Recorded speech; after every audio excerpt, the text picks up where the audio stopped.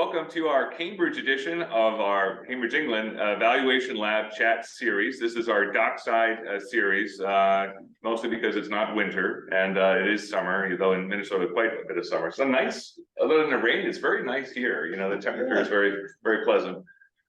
So we are pleased to have with us Jason Mellad, who's a faculty member and really the CEO of Start Codon.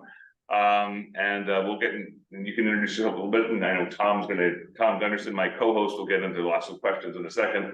Jason is really the reason why we managed to have this Val Lab to be here. There's lots of other folks with his group that have made it all possible as well, but an initial meeting that Jason and I had, I guess a year and a half ago with Governor of Minnesota, Tim Walz's trip, sort of made it all clear. I guess we should also thank all the people who voted for Brexit that actually made it more interesting for the UK to focus on. No, don't think that's too much. That's too much.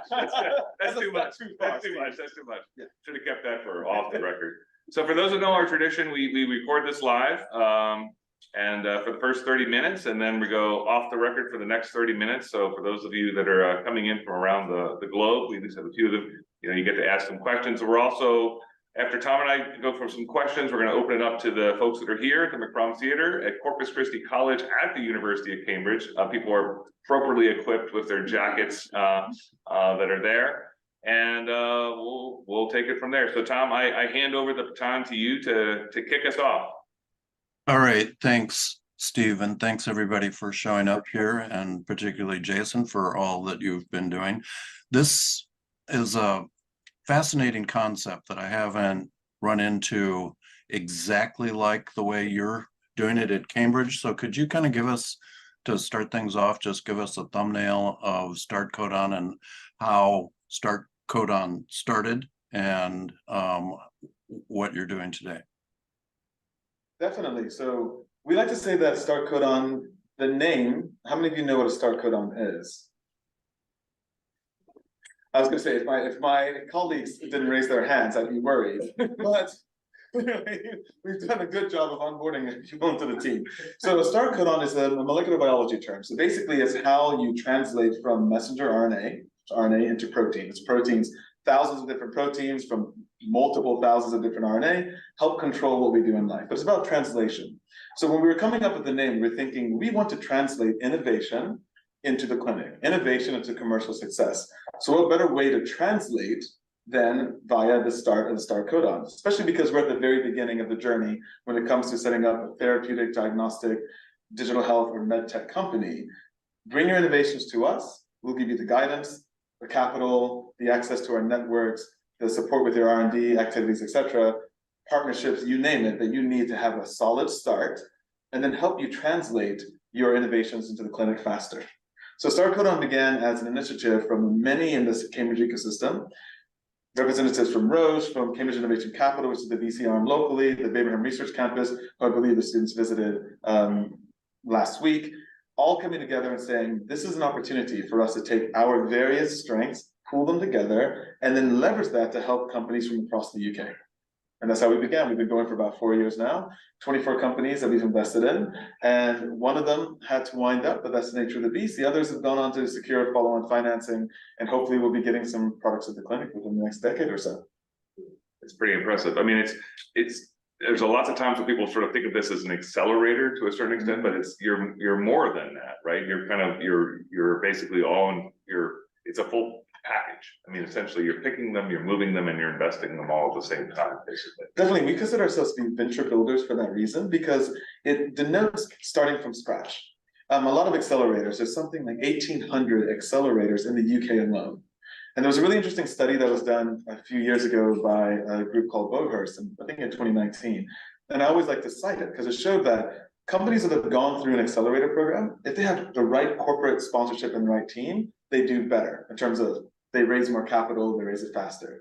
Then you have companies that have received no acceleration help. They did it on their own. They're like the silver medal. The worst performing were companies that went to an accelerator that didn't have the right team and the right backing. So you're actually decelerated in your progress from going to a program that wasn't structured in a way to give you the support you need. We're venture building from scratch, as opposed to just helping companies that pre-exist. The vast majority of our portfolio are people who are saying, I've got a great idea. How do I get started? Very cool. Tom, how do you green. I'm guessing that like many, you're more than just a venture company, but most venture companies I know get, 50 to 1 applications to actual investments, but you have an association more with the university. So I'm wondering, are there politics that go into the screening, or is it simply an algorithm that you walk through and the winners win and the losers lose? So I would say that there's always politics in every decision you make, but not in a negative way in our case. We have certain shareholders who sit on our investment advisory committee, and part of our focus is making sure that they are supportive of the companies that we are bringing in. So for example, if it's something completely out of the remit from their areas of interest, then even if it were a truly exciting opportunity, we'd have a pretty high hurdle to be able to say, no, we're definitely doing this. Like if it's a flying car or an autonomous driving vehicle, it's so far from our remit, it could be very exciting, but it doesn't fit. So part of our first triage as we look at opportunities is understanding, does it fit within our remit? Is it a life science company? Is it a platform play? Is it very tech and data driven? Is it focused on improving patient lives and having an impact in the clinic and in healthcare? If that's the case, then we think, how do we qualify the deal flow? So yes, we go to universities and we make sure that we're looking at their tech transfer offices, talking to professors, talking to postdocs and students to find out what's really exciting from kind of a, let's say, a tech push perspective. Come to us with your ideas, we evaluate them, and we want to see if there's something really exciting. We also go to our strategic partners and they tell us, this is the next big area. We go to pharma, we go to biotech, we go to medtech spaces, and we say, you see so much already. I don't want to just be pushing ideas on you. Tell me, what do you think is going to be the next big thing in the next 5, 10, 15 years? And they say, well, we feel that this space is really hot. We think that, rare diseases or mitochondrial disorders, we think in inflammation or new medical devices at X, Y, and Z. Then we go, okay, I will source companies in that space because I know that there's a pull from the market, both in terms of product and unmet need, but also financing and the ability to raise capital. So we do a bit of both. We're open to all because we like to see a bit of everything. We've looked at over 1,000 different opportunities to choose 24 companies, but we do have a very strong grounding in understanding what the market needs, validating that need, and then sourcing opportunities that address that need. That's a very good segue to my next question, maybe the answer to my next question, but I'll ask it anyhow. And that is, what's the start codon? If we go from broad, here's what we're looking at in general that Novartis wants, for instance, down to a single company. What do you see with the experience you've had? What do you see as the start codon? What's the most important thing to get going? Is it market need, like you just said, or is there something else? I would say that there are multiple factors we take into account, but team is so important.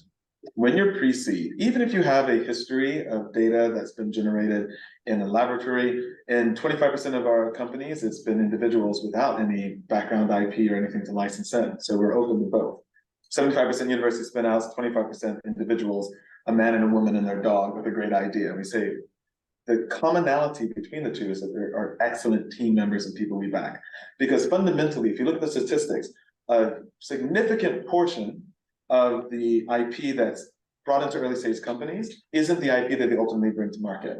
We have this fallacy in thinking that, oh, you've done decades worth of research, and now I've got something I've licensed in, and that's going to be the future of the company. It may be where you are today, but you license in new tech, you develop new tech in-house, you pivot in different directions. So ultimately, what makes the difference is having a dynamic team that you can trust, that has not only the ambition, but also the humble attitude, the humility to be able to ask for help when they need it, that are coachable, and that you trust that when things go wrong, which inevitably they will, this is the team that's going to figure it out and be focused on getting to market at any cost. So first and foremost, we look at that team because the tech may be really cool and sexy right now, but we know in the venture field that great tech with a rubbish team fails.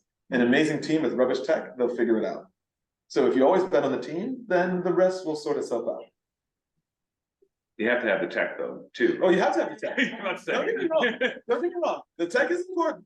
See, let me be very clear. The tech is very important, but what grabs us initially is the team. Because I'll tell you, we have a couple of companies where the team had the know-how, they went and found the tech. Oh, And we trusted that not only could they find the right tech, but they'd be the qualified team to develop it and take it forward. As opposed to we've had cases we've seen where the tech is really amazing, nature paper, science paper, really groundbreaking, but the team is an absolute mess. And ultimately the companies fail because they have founder issues, they fall out, they make poor decisions, they're not coachable, they don't listen, etc. wow. So expand on that a little bit more from the standpoint of a researcher that may be associated with the university and comes up with this idea, but isn't quite ready to give up their research job. Do you provide a team? Because we've all seen this before where you get caught in a loop, right? Where the company needs to move quickly. The venture money is looking for a return at some point, and researchers aren't always as dedicated. So how do you, team's the most important thing. How do you assemble a team? I think it's very important when you start off with a gap analysis to be able to understand the personal motivations and strengths versus challenges of individuals. So what I would never want to do is say if there's a professor who's very academic and they're the inventor, to make it absolute that you must leave your job and join the company. In many cases, we have consultancy arrangements. So if you imagine the prototypical kind of start Codon company, if it's from a university, there's an academic professor who consults, maybe as a consultancy as a CTO. There's a postdoc or student who goes into the company to really do the heavy lifting. That person may be the CEO, or they might just be in the leadership role for now, with an understanding that as the company gets more financing, you bring in a stronger team to close those gaps. But you do a gap analysis at the get-go to say, okay, who's coming in? What are they really good at? Maybe what are the challenges? Can you upskill them, or is it better to bring in expertise now? If you bring in expertise as a consultant, or is it a full-time hire, or maybe even a part-time hire? And importantly, as the company grows and changes, you bring in expertise and you shift that focus to evolve with it. It's not just one size fits all. I'll give an example of a company we have in our portfolio where they've raised a Series A recently. So now they have about 20 odd people on their team, but they start off with one person doing the heavy lifting and 3 academic co-founders. And that one person, she wore many hats. And for a year and a bit, because they had very little finance, she had to handle the accounts and the pitch deck and the R&D and work in the lab and everything. A good portion of that time, thoroughly underpaid, unfortunately, but because they're so passionate and dedicated, she earned the right to be in that CEO position, to raise seed capital, to build out the team, to then raise a Series A to build out the team even further. And as the team builds, you then start to bring in specialized functions to support, where as opposed to one person doing it all, you bring in the CFO, you bring in the CSO, you bring in the regulatory expertise. But to get started, especially in our field, you just need to understand what the gaps are, what the strengths are, leverage those, and then build appropriately. So I want to ask a question. It's a little bit more of a background question and then hand it back to Tom. Tell a little bit of your origin story, because it's my understanding is, I mean, you're speaking in very crisp, but I understand you're from Louisiana. Is that right? So how we get to Louisiana to Cambridge? I ask myself that all the time, especially when it's cold outside.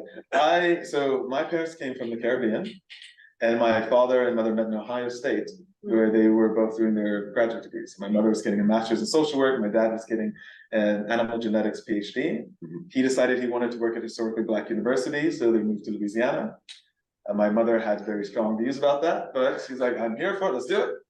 And so I grew up in the Deep South with 2 immigrant parents, one a scientist, the other one a social worker and an entrepreneur. She went on to leave social work to, well, not really leave social work, but she set up multiple businesses on the side. So that was my background. I was in this crucible of science, social activism, and entrepreneurship. So that's what really molded me. Won a scholarship to come to the UK, study in Cambridge, worked in tech transfer for a bit, learning how to spin companies out license, etc.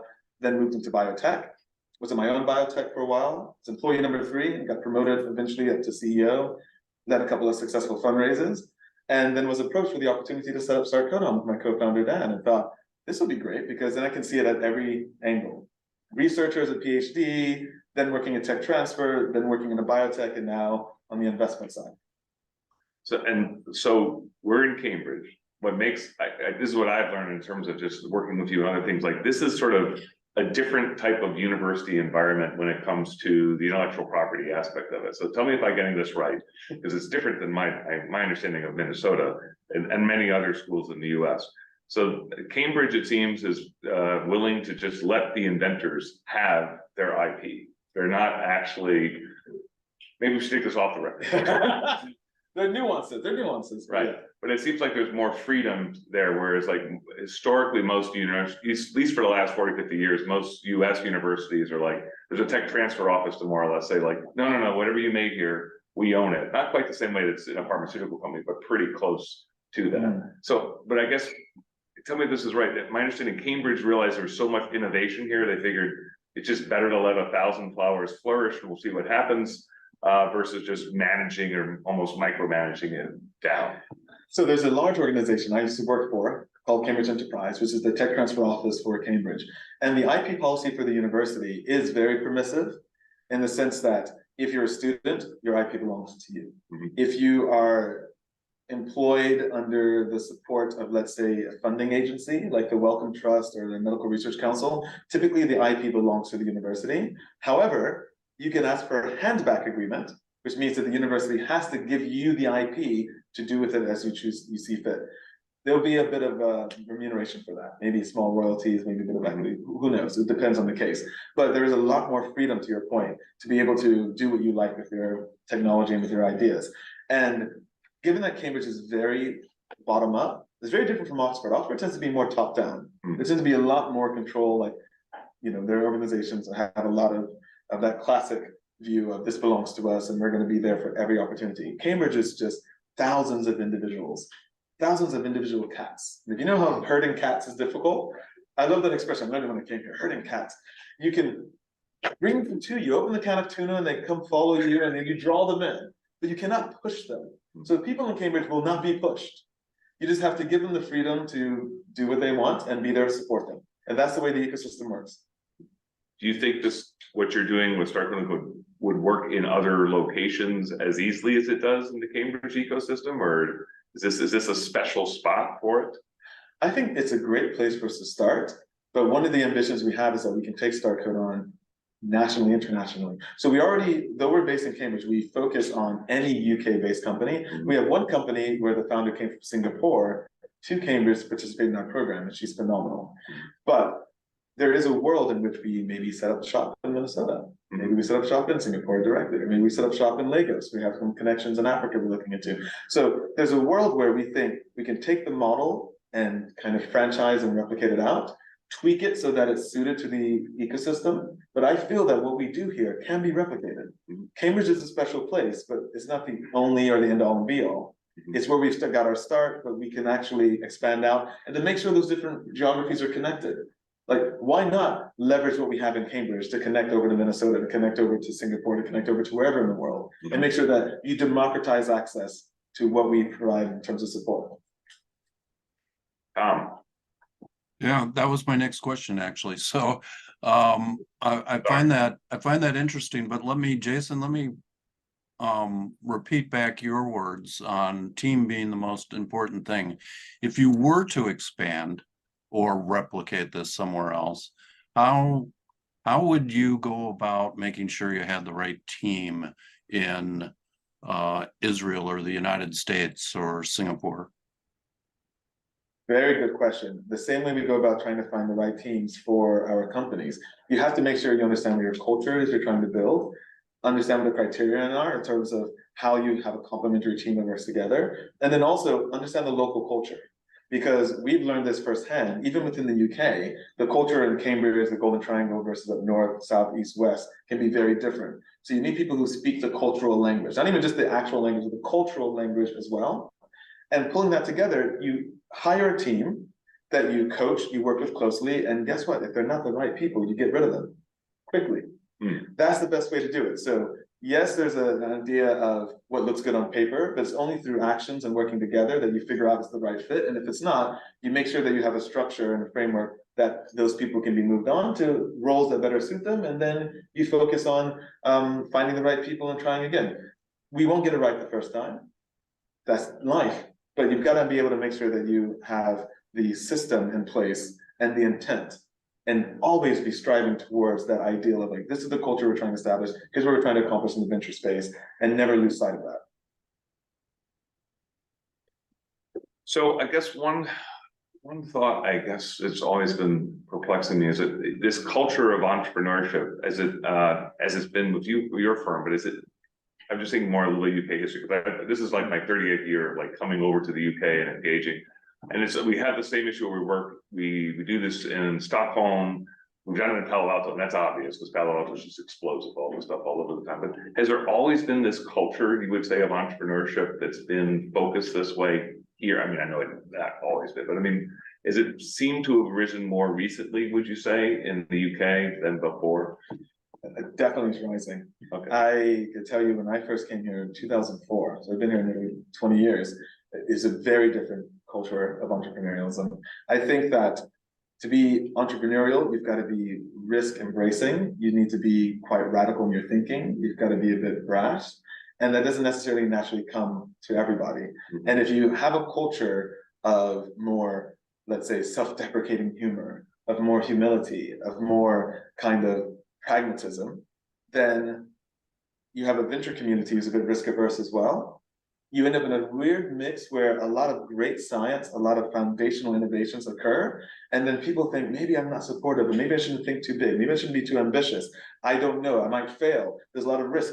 Whereas you look in the States, you get people who've got nothing, maybe an idea on the back of a like a napkin, and they go, I've raised 100 million, I'm going for it. Ah! And who cares if I fail? I'll just learn and I'll do it again. It's a different mindset. And somebody said it very well. I was at a dinner last year, and I keep quoting them on this, is that in the UK, we're very good at turning money into science. And in America, we turn science into money.